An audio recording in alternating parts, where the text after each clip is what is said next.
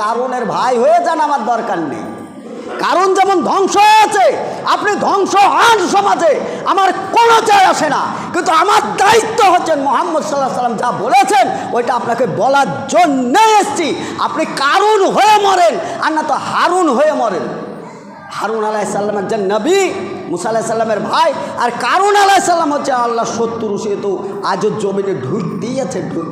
সালাহ ওয়া আতুজ যাকাত যালিকা দীনুল কাইয়্যিম। দিন প্রতিষ্ঠিত করতে হলে যেমন সালাত অপরিহার্য, যাকাতও অপরিহার্য। কিন্তু এর আগে একটা খুতবা দিয়েছি, আবারও খুতবাটা বলছি, রিপ্লে করছি। সে তো যাকাত যাদের হবে, যারা যাকাত 50,000 টাকার মালিক, যারা 50,000 টাকার মালিক, তাদেরকে 1250 টাকা লাগবে গরিবদের জন্য। আচ্ছা 1250 মানে এখনও তো মোটামুটি 4900 টাকা আপনার 49,000 থাকছে। 49,000 টাকায় আপনার সংসার চলে না, চালাতে পারেন না। 1250 টাকা এটা তো গরিবের টাকা। আপনার ব্রেন বুদ্ধি আছে, টাকা পয়সা আছে, ব্রেন বুদ্ধি টাকা পয়সা দিয়ে আপনি ইনকাম করেছেন, ঠিক আছে, কিন্তু ওই টাকাটা 1250 টাকা গরিবদেরকে দেন, দিয়ে আপনি উদ্ধার হন, না তো কিয়ামতের মাঠে সমস্ত মাল গলায় লটকি দেওয়া হবে, আর সেই সাপ হয়ে এসে গলায় দংশন করবে। আপনি বলবেন ও মৌলভী সাহেব নেওয়ার জন্যে লাইন করলো জাকাতে, আপনার টাকা আপনি থুয়ে দেন, জাকাত দিয়েন না। আপনি কারুনের ভাই হয়ে যান, আমার দরকার নেই। কারণ যেমন ধ্বংস হয়েছে, আপনি ধ্বংস হন সমাজে, আমার কোনো চাই আসে না। কিন্তু আমার দায়িত্ব হচ্ছেন মুহাম্মদ সাল্লাল্লাহু আলাইহি ওয়াসাল্লাম যা বলেছেন ওইটা আপনাকে বলার জন্য এসেছি। আপনি কারুন হয়ে মরেন আর না তো হারুন হয়ে মরেন। হারুন আলাইহিস সালাম একজন নবী, মুসা আলাইহিস সালামের ভাই, আর কারুন আলাইহিস সালাম হচ্ছে আল্লাহ শত্রু। সে তো আজও জমিনে ঢুকতেই আছে। ফলে আজকের খুতবা ব্যতীত বর্বরতার একটা যুগ ছিল, একেবারে অশ্লীলতায় ভরপুর ছিল, আগাছা। এখনও আগাছা আছে, প্রচুর আগাছা আছে এখনও, যে রমজান মাসে তারা এখনও বিড়ি সিগারেট খেয়ে বেড়ায়, এখনও খায়, তারা আগাছার মধ্যেই পড়ে। সিয়াম পালন করার পরে ওই যে সন্ধ্যাবেলায় মুখটা চুচু করে আর চুচু করে বিড়ি টানেন, ও সিয়াম করে আপনার লাভ নাই, কারণ আপনি আগাছার মধ্যেই পড়েন। একটা বিড়িতে আপনার সিয়াম ভঙ্গ হচ্ছে, এটা আপনি জানেন না, কারণ আপনার না জানারই কথা। কারণ আপনার এলেম কালামও নেই, আপনার সেই বিদ্যা বুদ্ধিও নেই, আপনি তো সেই আর কি বলবো, আপনি এমনি মাস্টার্স, কথা বললে আপনার মুখে খই ফুটে, প্রচুর কথা জানেন আপনি, পেঁচিয়ে পুচিয়ে অনেক কথা বলে আপনার কথাটা ওপরে রাখতে চান, সব ঠিক আছে, কিন্তু হাদিস কোরআনে আপনি জিরো, কিছু জানেন না আপনি। নাহলে আপনি বিড়ি খান, এখনও আপনার মুখটা প্যাচপ্যাচ করছে বলে আপনি খৈনি হচ্ছেন। হ্যাঁ, মুখটা খুব ভালো করে না মনীষা, একটা জর্দা দিয়ে পান খেলাম, খুব ক্ষতি হবে? খুব ক্ষতি হবে না, কিন্তু এই রমজান মাসের যে সওয়াব, এই সওয়াবের আশা আপনার কপালে জুটলো না, খুব ক্ষতি হয়নি। কিন্তু রমজান মাসের যে সওয়াব, রমজান মাস যে সওয়াব নিয়ে এসছে, যে ক্ষমা নিয়ে এসছে, সেই থেকে আপনি বঞ্চিত হলেন। একদিন জর্দা খাওয়ার পরে এক পিঠ ভিতরে ঢোকালেন, মানে আপনার 40 দিন কোনো ইবাদত হচ্ছে না, আল্লাহর দরবারে কবুল হচ্ছে না। এই মসজিদে হচ্ছে, কারণ নামাজ তো পড়ছেন আপনি, সবাই তো দেখছে, ওযু করছেন, সেটাও দেখছে, কিন্তু যে আল্লাহর দরবারে যে কবুলে যে খাতা কলমে লেখালেখি হচ্ছে, ওই লেখালেখি আপনার আমলে এই নেকিটা লেখা হচ্ছে না। আমি বলিনি, আমাকে কিন্তু দোষারোপ করেন না, আমি খুব নিকটের লোক আপনাদের।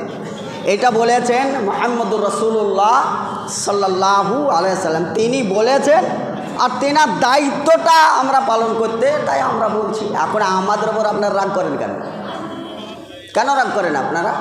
তাহলে কি এই কথাগুলো বলতে হবে না? ছেড়ে দিব তাহলে বলা, আর ছেড়ে দিয়ে বা আপনার লাভ কতটুকু হবে যদি আমি বক্তব্যটা ছেড়েই দিই, আর বক্তব্য দিলাম না, আপনাদের সুবিধার্থে আপনারা বিড়ি খান, আপনারা গাঁজা খান, মদও খান মাঝে মধ্যে, সবটাই আপনার বললাম, তার লাভ কী হলো আপনার? আপনি জাহান্নামের প্যাসেঞ্জার, জাহান্নামের গাড়িতে চেপে আছেন, জাহান্নামে যাবেন, যান, সুস্থভাবেই যান। তা জানাজার জন্য অত আতর গোলাপ আর অত কর্পূর আর অত সেন্ট ছুটানি কী দরকার ছিল? আপনি জানেন না কোন লোকটা বিড়ি খায়, কোন লোকটা গাঁজা খায়, কোন লোকটা মদ খায়, জানেন তো?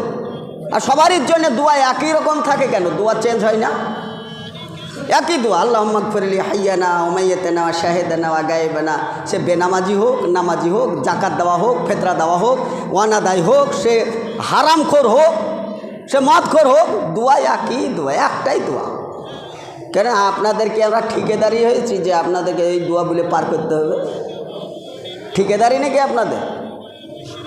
হয় বিড়ি ছাড়তে হবে না তাই দোয়া ছাড়তে হবে, দুইয়ের একটা করতে হবে। পাপ বলছিলাম, পাপ কত বড় হতে পারে। আর রমজান এসে কি করতে পারে? এই রমজান মাসে যে সিয়াম বর্তমানে যেটা চলছে, আজকে যে সিয়াম চলছে বা আছেন আপনারা যারা, এর গুরুত্বটা কি আর পাপ কত বড় হতে পারে। তাই আমি জাহিলিয়াতের কথা বলছি। জাহিলিয়াতের সিলসিলা তার আসার আল্লাহ রসুল পর্যন্ত পৌঁছিয়েছেন। এতটাই জঙ্গল ছিল, এই জঙ্গল সাফ হবে কি করে এই ব্যতিব্যস্তই আল্লাহ রসুল ধ্যানে ছিলেন যে মানুষের মধ্যে আলো যায় কী করে, মানুষকে বুঝাই কী করে। কত নোংরা মানে অশ্লীলতায় ছেয়েছিল। একটি মেয়ে পালা কর্মে 10 জন পুরুষের সঙ্গে বাছাই বাছাই করে 10 জন পুরুষের সঙ্গে সে জেনা করত, একবার সবারই সঙ্গে। ওই জেনার মধ্যে বাপও পড়তো, ছেলেও পড়তো। মানে 10 জনের মধ্যে ও মেয়ে তো আর জানে না এটা বাপ কি ছেলে। মাঝে মধ্যে বাপ বেটা এরকমও গল্প হতো যে আমরা আজকে একটা মেয়ের সঙ্গে আজকেই যৌন তৃপ্তি মিটালাম, তো খুব ভালো লাগে। তার বাপও বলতো, তার ছেলেও বলতো। তাহলে তাদের মধ্যে হায়া লজ্জা শরম কিছু ছিল? কিছুই ছিল না। এখন আপনাকে সরাসরি জেনার কথা বলে না, বলছে একটা মেয়ে ভালো দেখে এসেছি আব্বু, হ্যাঁ শোলডাঙ্গা স্কুলে পড়ে, মেয়েটার সাথে আমার একটু পছন্দ। এখনও বলে, এক টেবিলে খেতে খেতে হাসতে হাসতে বলে। আর ও বাপ খুব খুশি, আমরা বাপ বেটা বন্ধুর মতন। আরে নির্লজ্জ বন্ধুর মতন বলে এসব কথা বলা যাবে? তার মানে ওর বাড়িতে ইসলাম নেই, হায়া লজ্জা নেই। মানে একই ছায়া ছবি, ওই যে সে কী বলে ওগুলো, এলসিডি তো বলে। এলসিডিতে একসঙ্গে, আগে টিভি ছিল, এখন দেওয়াল সেটিং যেতে এলসিডি। মানে এল মানে এই যে এরকম ব্যাকা করে, সিডিটা এরকম থাকে সামনে, ওর জন্য নাম দিয়েছে এলসিডি। মানে সবারই সামনে থাকবে, তার মাও থাকছে, তার জৈবন ভরপুর বিটি থাকছে, জৈপুন ভরপুর বেটা থাকছে, বাপও থাকছে। কি সুন্দর পরিবেশ, একটা সুখী পরিবেশ। একটি বেলে বসে বসে ওই পাপ, যত পাপ করছে ওরা, এগুলো সব দেখে মনোরঞ্জন পূরণ করছে, মনের খিদে পূরণ করছে। ওর মধ্যে ধরাধরি সবই চলছে, চুমা দেওয়া দেই, ধরাধরি, কুলাকুলি, আরও বাকি যেটা বলতে পারলাম না ওটা আপনারা আন্দাজ করছেন, দেখেছেন তো সেটা আপনারা দেখছেন। বেটাও দেখছে, জৈবন ভরপুর বেটা, আর বিটিও দেখছে, মাও দেখছে, বাপও দেখছে। এইরকম কুকীর্তি সমাজে চলছে, নিজের ভাই বোন পর্যন্ত জেনা করে ফেলছে। তাহলে সেই যুগের অশ্লীলতা, আমার জাহিলিয়াতের কথা আর বর্তমানের কথার মধ্যে পার্থক্য বিশেষ কিছু দেখতে পাওয়া যায় না। হাজারে একটা হলেও তো হচ্ছে, খবর আছে। গতকালকে একটা দেখলাম, নিজের ছেলের সঙ্গে ও নিজের মা বিয়ে করেছে বাংলাদেশে। বিয়ে করার কারণটা জানলাম, প্রচুর সম্পদের মালিক, বাপ মারা গেছে, সম্পদগুলো ভাগ হয়ে যাবে, তার কাকেই বা সম্পদগুলো দেওয়া যায়। আর নিজের বড় বেটা ছিল, সে বেটার সঙ্গে ঘরে ঘরে আর্তনাতে চিল্লাচিল্লি। এই যে সমাজে যে সব সমাজের লোক ধরে গিয়ে, হ্যাঁ খেয়েছে ওই হইচই করে।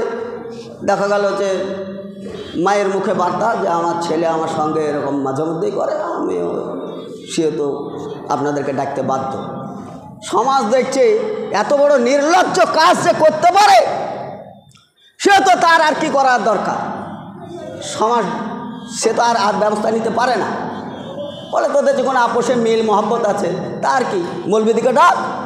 তো মৌলবী সাহেবরা তো সেই খুতবা তো বলে আলহামদুলিল্লাহ নাহমাদুহু ওয়া নাস্তাঈনুহু ওয়া নাস্তাগফিরুহু, খুতবা চলল।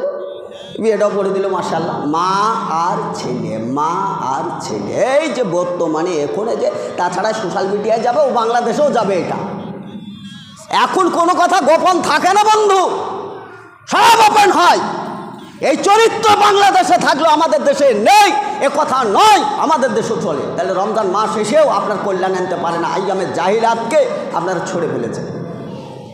পাপ বলছিলাম, তো এত বড় পাপ যখন মা বেটা করতে পারে, তাহলে আর পাপের কোনো আর মাপার কোনো আর যন্ত্র আছে? আর কি দিয়ে পাপ মাপবেন? ভাই আর পাপ মাপার কি আছে? সে তো সেই যুগে